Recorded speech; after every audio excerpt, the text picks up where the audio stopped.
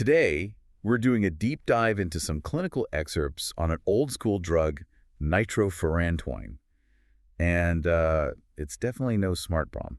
No, it's more like a highly specialized, an incredibly finicky sniper rifle. Yeah. And you need the high-yield facts fast, so we're extracting exactly how to aim this thing, when to, keep it in the holster, and what to actually tell your patients before they leave the clinic. Right. So let's look at the script you're actually writing. Usually it's a standard 5 to 7 day course. You might use 50 to 100 milligrams orally every 6 hours for the macrocrystals. Oh, Or do you want the patient to actually take it? Yeah, exactly. The 100 milligram dual release twice a day is way better for compliance. Getting a patient to take a pill 4 times a day is just a losing battle.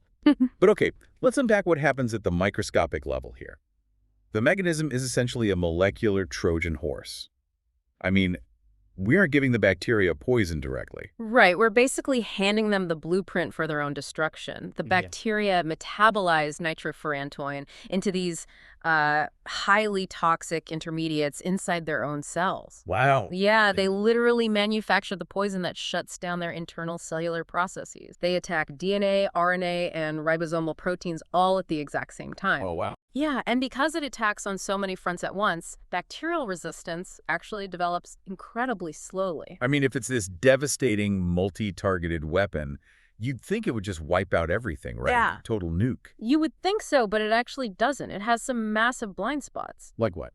Well, it has fantastic coverage against E. coli, Enterococcus, even VRE and Staph saprophyticus, but it completely misses Proteus, Pseudomonas, and Serratia. Wait, really? Yeah, they intrinsically lack the specific nitroreductase activity needed to, adequately activate the drug, or they just pump it right back out.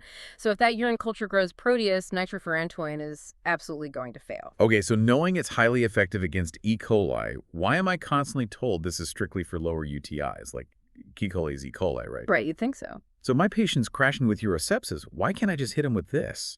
You'd think that would work, but the pharmacokinetics just ruin that plan entirely. The drug gets filtered out of the blood so rapidly that it achieves extremely high concentrations in the urine, but practically zero in the serum or surrounding tissue. Ah, okay. So it's basically a smart bomb that only detonates in the bladder. Exactly. So if there's any systemic infection like pyelonephritis, paranephric abscess, urosepsis, this drug won't do a thing, just because it doesn't stick around long enough in the blood to ever actually find the bacteria. Spot on. It clears the blood way too fast to reach any therapeutic systemic levels. Which makes me wonder about physiological roadblocks, right?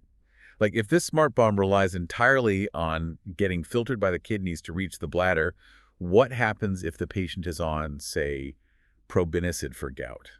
Oh, that is a really dangerous combination. Probenecid blocks the renal secretion of nitrofurantoin. Oh, so it just gets trapped. Right, it gets trapped in the blood, so you completely lose efficacy in the urine, which is where the infection actually is, and you spike systemic toxicity in the blood because the kidneys just can't clear it.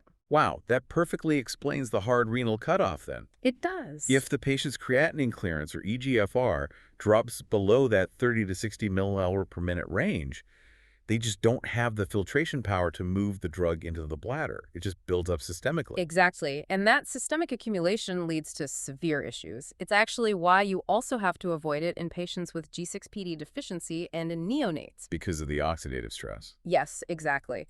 Those highly reactive oxidative metabolites we talked about, they deplete glutathione in red blood cells. And without glutathione to protect them, the red blood cells literally rupture, causing hemolytic anemia. And that's the exact mechanism tying into the pregnancy rules, isn't it? Like it's fine in the first and second trimesters, but absolutely contraindicated at term. Right. Absolutely avoid it from 38 to 42 weeks. Yeah, because the newborn's immature red blood cells just can't handle that oxidative stress. Precisely. It's a huge red flag.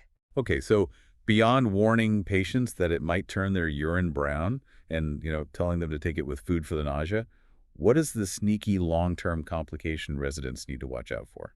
The major one to monitor on long-term suppressive therapy is pulmonary toxicity, specifically chronic pulmonary fibrosis. You really have to monitor closely for new respiratory symptoms. Like a persistent cough or shortness of breath. Exactly. And since it can also cause severe hepatotoxicity, you absolutely must check baseline LFTs before putting someone on long-term use. Okay, that distinction is vital. So baseline LFTs for the liver, symptom monitoring for the lungs. You got it. Okay, rapid wrap up for you listening.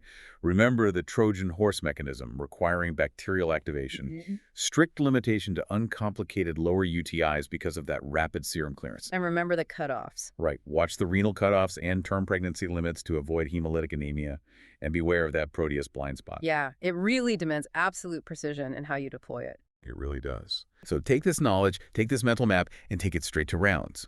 We'll see you on the next deep dive.